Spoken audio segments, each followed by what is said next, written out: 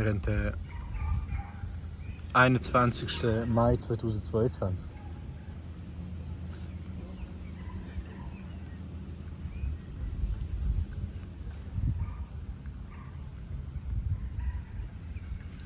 Also man hört die ganze Zeit Vögel hier.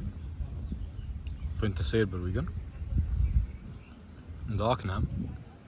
Aber ich kann natürlich auch nicht ständig einen Vogel aufnehmen. Es ist nicht immer einer in der Nähe, so dass er sichtbar wäre.